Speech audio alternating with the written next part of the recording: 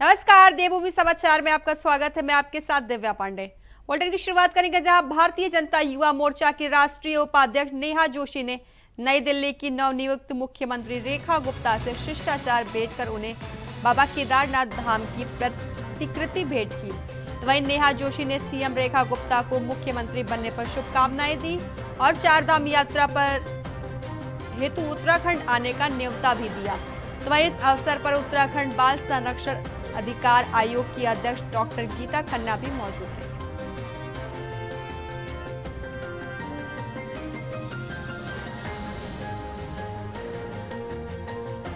आपको बता दें, सीएम से नेहा जोशी ने शिष्टाचार भेंट की। आपको बता दें, बीजेपी युवा मोर्चा की राष्ट्रीय अध्यक्ष है नेहा जोशी।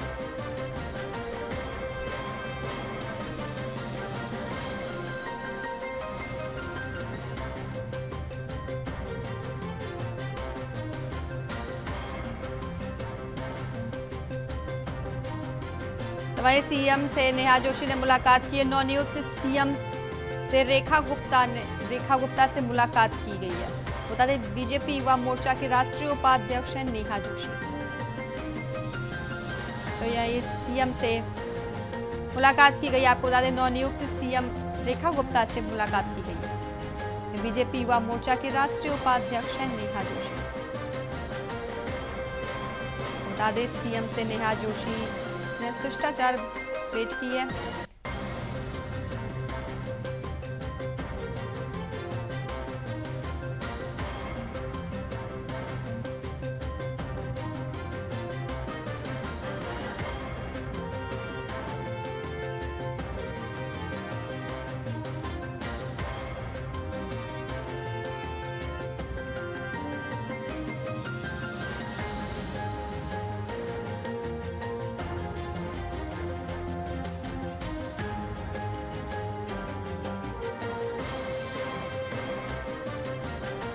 आपको बता दें, सीएम से नेहा जोशी ने शिष्टाचार भेंट किया। तो वहीं नवनियुक्त सीएम रेखा गुप्ता से मुलाकात की है। बीजेपी युवा मोर्चा के राष्ट्रीय उपाध्यक्ष हैं नेहा जोशी। तो बता दें, सीएम से नेहा जोशी ने शिष्टाचार भेंट की है। तो वहीं बाबा केदार का मूर्ति भी उन्हें भेंट किया है। तो आपको बता दें, नवनियुक्त से सीएम रेखा गुप्ता से मुलाकात की गई है। बीजेपी युवा मोर्चा की राष्ट्रीय उपाध्यक्ष हैं नेहा जोशी। आपको बता दें, सीएम से शिष्टाचार भेंट की गई है। नवनियुक्त दिल्ली की सीएम रेखा गुप्ता से मुलाकात की है। तो बता दें, बीजेपी युवा मोर्चा की राष्ट्रीय उपाध्यक्ष हैं नेहा जोशी।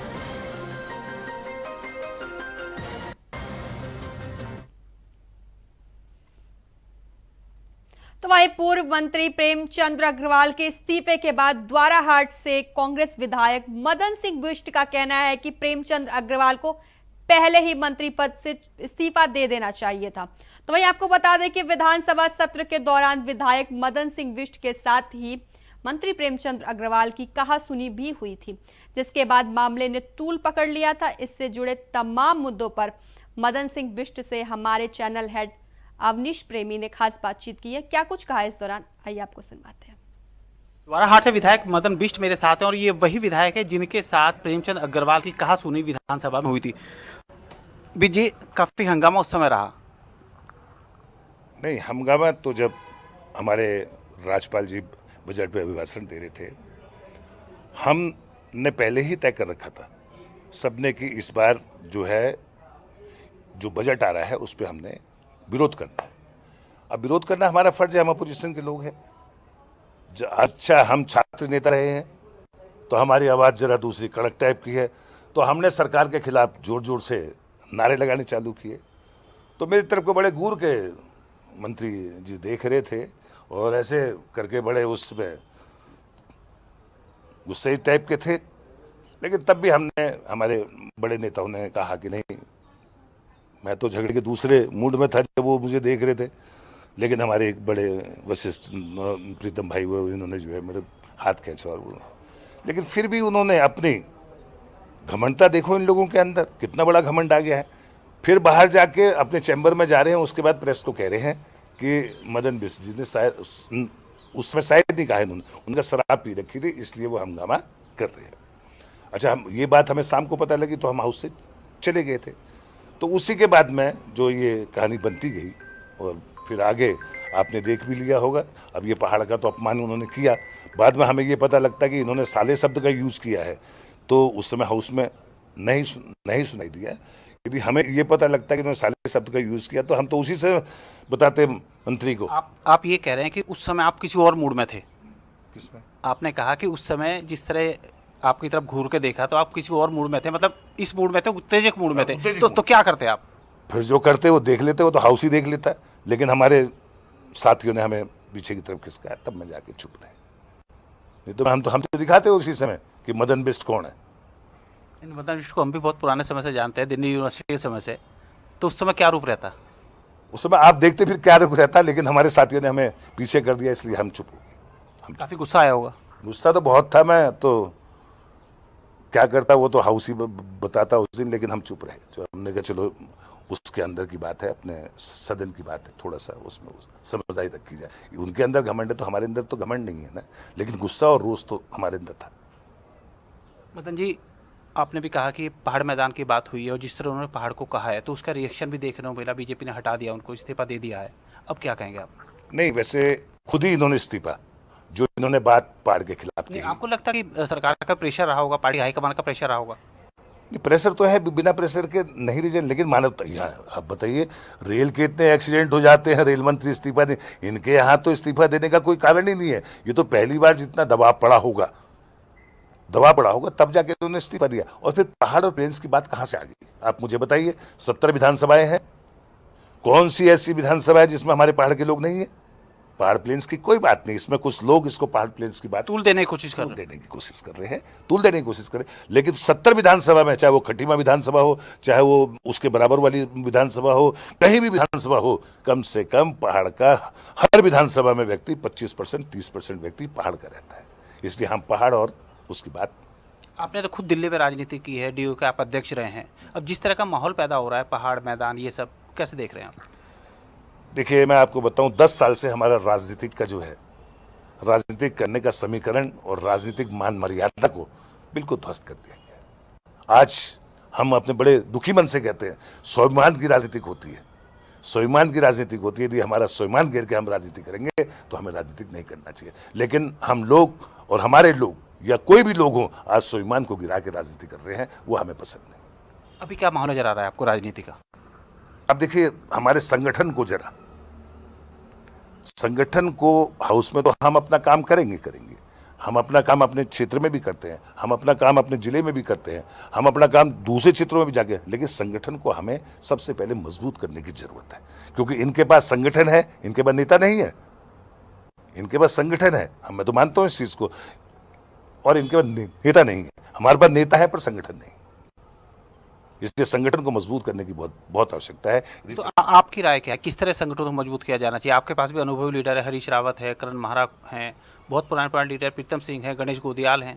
लेकिन मैं तो ये कहता हूँ ना, जिसको भी दे, अब जैसे करण मेहरा जी हैं, मैं तो राय देना चाहता हूँ उनको। मैं तो कई बार कहा भी उनको, अपने सीनियर्स की इज्जत करके, सीनियर को मान सम्मान देकर, सीनियर मान सम्मान ही तो चाहता है, सीनियर को मान सम्मान देकर खुद टेलीफोन से उनसे बात करें कि आज ये प्रोग्राम है, आज ये प्रोग्राम है, इस तरीके से प्रोग्राम है, और छोटे बड़े का लिहाज करके। मैं अब मेरे को कोई नेता आज कांग्रेस, मैं तो साफ कहना चाहता हूं, कांग्रेस के अंदर भी इतना बड़ा घमंड हो गया था, तभी आज इतने पे है। बीजेपी में भी इतना बड़ा घमंड हो, ये भी तो नीचे जाएंगे।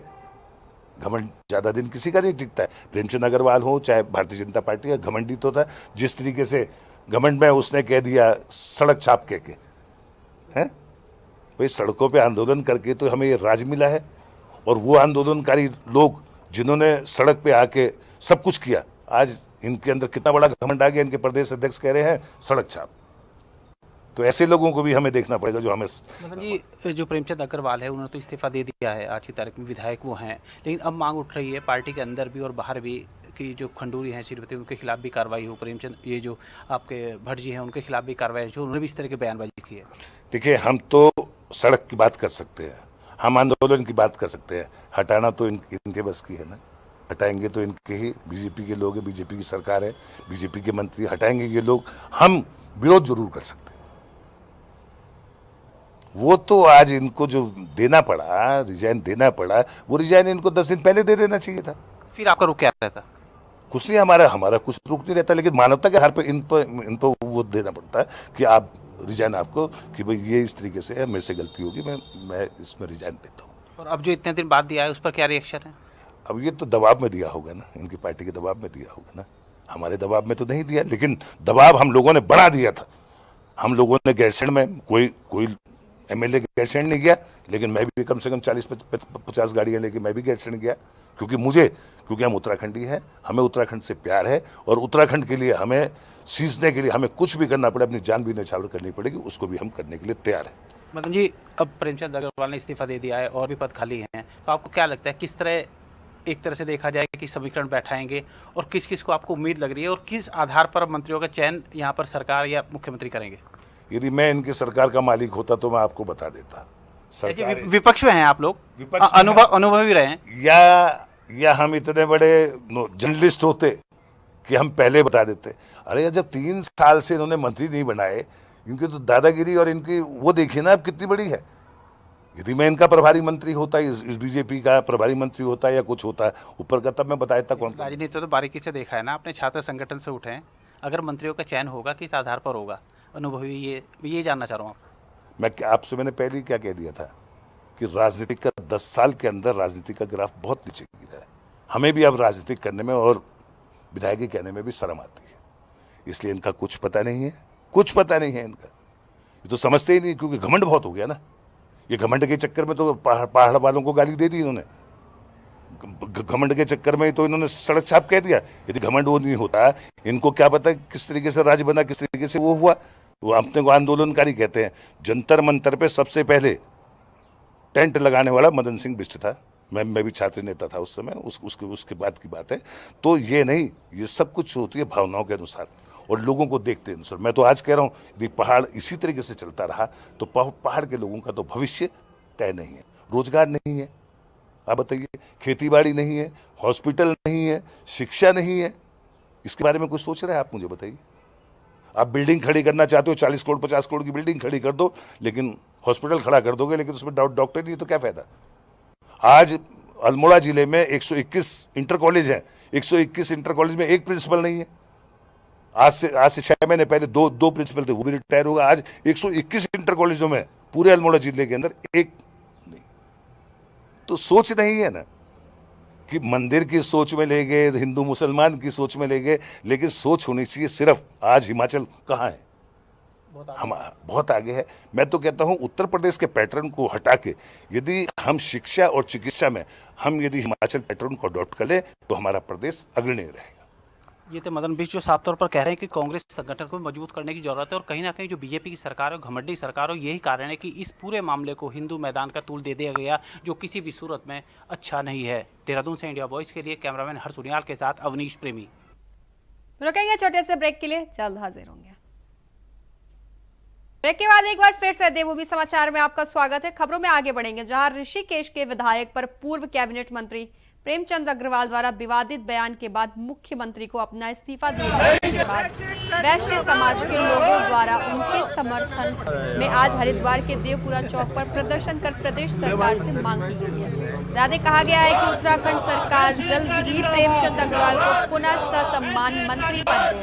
वैश्य समाज के पदाधिकारियों का कहना था कि विधानसभा में प्रेमचंद अग्रवाल द्वारा दिए गए बयान पर पहाड़ मैदान का विवाद बनाकर जबरन प्रेमचंद अग्रवाल से इस्तीफा लिया गया है। वहीं वैश्य समाज के पदाधिकारियों का कहना था कि यह प्रदेश सब लोगों को आज वैश्य समाज में पहाड़ और पहाड़ी समाज के परिवारों में वैश्य समाज के बच्चों के विवाह हो रहे हैं, तो किस आधार पर प्रदेश में कुछ लोग पहाड़ मैदान का विवाद फैला रहे हैं। साथ ही उन्होंने कहा कि अगर प्रदेश सरकार जल्द ही प्रेमचंद अग्रवाल को उनका पद नहीं वापस देता है तो वैश्य समाज आने वाले चुनाव में एकजुट होकर इसका जवाब।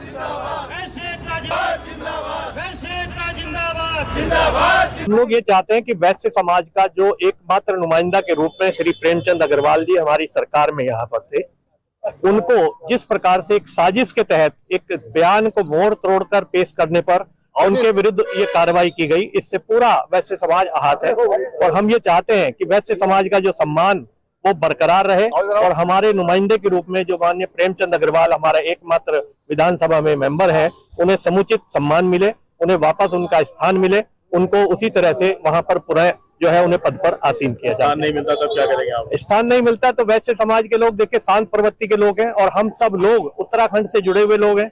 ऐसा नहीं कि हम पहाड़वाद या मैदानवाद की हम इस खाई को जो है दूर करना चाहते हैं। जैसा कि अभी हमसे पहले भी साथियों ने बताया कि आज हमारे परिवारों में पहाड़ के लोगों के बच्चे जो है वो बहू बन करके आ रही हैं, यहाँ के बच्चे वहां पर जा रहे हैं, तो इसका मतलब हम लोग ऐसा नहीं कि उनसे अलग है किसी भी रूप में। ऐसी स्थिति में ये जो खाई खोदने का प्रयास कुछ चंद लोगों द्वारा किया गया इस बयान के माध्यम से, और इस पर जो कार्रवाई सरकार के द्वारा की गई, हम इसके बिल्कुल खिलाफ हैं और हम सब लोग यही चाहते हैं कि ऐसा नहीं होना चाहिए। और अगर ऐसा होगा तो निश्चित रूप से इसका फर्क आने वाले समय में या आने वाले चुनाव में पड़ेगा। वैसे समाज एकजुट होकर के इसका जवाब देगा। प्रदर्शन किया है, ये जो उत्तराखंड में एक अकस्मात छोटी सी बात को लेकर बड़ा विवाद में क्रिएट किया गया। माननीय श्री प्रेमचंद जी अग्रवाल जो वैश्य समाज के एकमात्र नेता थे, जो हमारे समाज के एक वरिष्ठ हैं और मंत्री पद पर थे, उनके द्वारा कुछ शब्द कहने पे इतना बड़ा विवाद एक खड़ा हो गया, मैं समझता हूँ बहुत निंदनीय है। और इस विवाद को लेकर के पहाड़ीवाद और प्लेनवाद की जो नींव खोदी जा रही है वो अत्यंत दुखद है। हमारा जब उत्तराखंड बना था तो उसमें जो आंदोलन हुए थे उसमें मैं समझता हूँ कि हरिद्वार की समस्त जनता ने उसमें पूरा सहयोग तन मन धन से दिया था और उसका ही फल था कि आज हमें ये राज्य बनने को मिला था। मैं समझता हूँ कि अगर ये खाई आपस में बढ़ती चली गई तो बड़ी दिक्कत के विषय है। अब मैं नया प्रश्न करना चाहता हूँ कि आज पहाड़वाद और मैदानीवाद दो वाद हो रहे हैं। मेरे घर की अपनी बात बता सकती हूँ, मेरे पुत्र बेटे की भतीज जो है वो पहाड़ को बिलोंग करती है, तो हम कौन से वाद में आएंगे? पहाड़ीवाद में आएंगे, मैदानवाद में आएंगे। हमारे हरिद्वार के मेयर हैं, उनकी पुत्रवधू पहाड़ को बिलोंग करती है, तो क्या हम तो एक जगह सामंजस्य बनाने की व्यवस्था चल रही है और एक तरफ ये विवाद करने का। मैं समझता हूँ कुछ लोग जो ये रोटियां सेक रहे हैं, तो रोटी नहीं सेकनी चाहिए। मैं अपने भाइयों को उन्हें भी कहना चाहता हूँ जो इस विवाद के आगे हैं, इस विवाद को घटाएं और भविष्य में कोई भी कार्य ऐसा ना हो कि जिसके द्वारा अपने उत्तराखंड को डेवलपमेंट की ओर हमें ले जाना चाहिए, इसे खत्म की ओर नहीं ले जाना चाहिए और इस ढंग से रहे। तो वहीं पूर्व मंत्री प्रेमचंद अग्रवाल के इस्तीफा देने के बाद भी प्रदेश में सियासत हलचल रुकने का नाम नहीं ले रहा है। इसमें बीजेपी ने कहा है कि हमने तो अपने मंत्री पर कार्रवाई कर दी है, अब कांग्रेस की बारी है। जिसके जवाब में कांग्रेस ने कहा है कि यह इस्तीफा मंत्री प्रेमचंद अग्रवाल ने खुद दिया है, ना कि पार्टी और मुख्यमंत्री की तरफ से लिया गया है। जबकि कांग्रेस का यह भी कहना है कि यह मामला सदन के अंदर ही उनके माफी मांगने से खत्म हो सकता था, लेकिन विधानसभा अध्यक्ष ने अपने वित्त मंत्री पर कोई सवाल ही नहीं खड़े किए, ना ही उनसे माफी मांगने के लिए कहा गया। वहीं कांग्रेस ने कहा है कि रितु खंडूरी और प्रदेश के आंदोलनरत नागरिकों को सड़क छाप कहने वाले महेंद्र भट्ट को भी इस्तीफा देना चाहिए।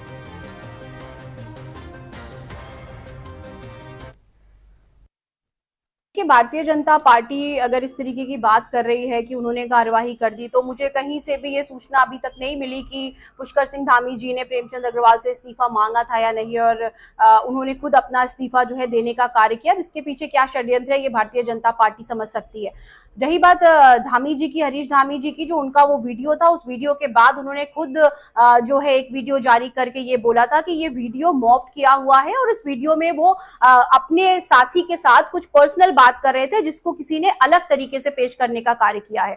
और देखिए हम सदन की बात कर रहे हैं यहाँ पे कि जो सदन की गरिमा है उसको बनाए रखने की जिम्मेदारी हर विधायक की होती है, जो जिम्मेदारी प्रेमचंद अग्रवाल जी ने नहीं निभाई, और वो तो मंत्री भी हैं और संसदीय कार्य मंत्री का जो है आप कार्य संभाल रहे हैं, उसके बावजूद सदन में आप शब्दों का प्रयोग आप करते हैं। और मुझे लगता है उनके साथ साथ अभी तो ये सिर्फ एक ही विकेट गिरा है भाई, धामी जी को इसके बाद मैडम स्पीकर का इस्तीफा भी लेना चाहिए, क्योंकि ये बात आज यहाँ तक पहुंची है कि यहाँ जो है प्रदेश में भारतीय जनता पार्टी विभाजन की राजनीति जो कर रही है, इसकी वजह यही है कि मैडम स्पीकर इस मुद्दे को सदन में ही खत्म कर सकती थी, क्योंकि सदन का अपमान किया था प्रेमचंद अग्रवाल ने और सदन से ही उन्हें कहना चाहिए था कि आप सदन के।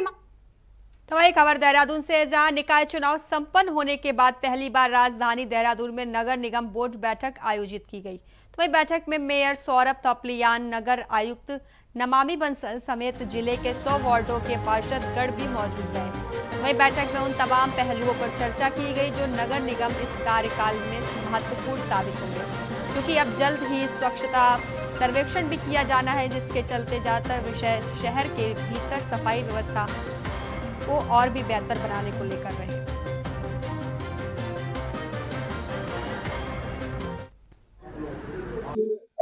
पहली बोर्ड बैठक है और इसमें कई तरह की हमारी जो समस्याएं हैं अपने पार्षद बलों ने वो रखी है, सफाई को लेकर और तमाम अपने कुछ अन्य प्रकार की जो समस्याएं हैं तो उनको लेकर यहाँ पर कई प्रस्ताव हमने पास भी किए हैं। और अभी तो लंच ब्रेक हुआ है, अभी ये सदन और अभी चलने वाला है, तो रिश्तों में जो अपनी समस्याएं आएंगी सामने आएंगी और जिनका प्रस्ताव। तो वनों के प्रदेश उत्तराखंड में वैसे तो बीते 15 फरवरी से फायर सीजन की शुरुआत हो चुकी है, लेकिन फिलहाल जंगल की आग से राहत है, जबकि अब गर्मी बढ़ने लगी है और जंगलों में आग की घटनाओं की आशंका भी बढ़ गई है। ऐसे में आने वाले दिनों में उत्तराखंड वन विभाग के इंतजामों की परीक्षा भी हो सकती है। तो वही विभाग जंगल की आग की रोकथाम और प्रबंधन को पूरी तैयारी होने की बात जरूर कह रहा है, लेकिन अक्सर बड़ी घटनाओं में वन विभाग बेबस नजर आता है। इसलिए इस बार जन सहयोग के लिए आम जनता से गुहार भी लगाई जा रही है, ताकि सामूहिक प्रयासों से जंगल की आग की रोकथाम कर प्राकृतिक संपदा को बचाया जा सके।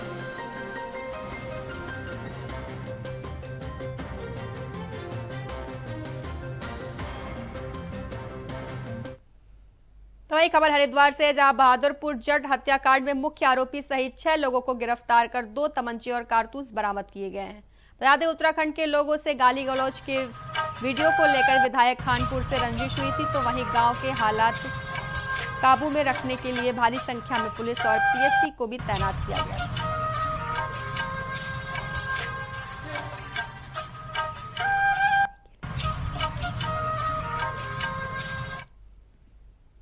तो वहीं उत्तराखंड में मंगलवार को 15 पीसीएस अफसरों के तबादले किए गए हैं, जहां शासन ने इसके आदेश भी जारी कर दिए हैं। तो वहीं पीसीएस कुष्म चौहान को हरिद्वार का सिटी मजिस्ट्रेट बनाया गया है, तो वहीं अपूर्वा सिंह को उप जिलाधिकारी देहरादून बनाया गया है।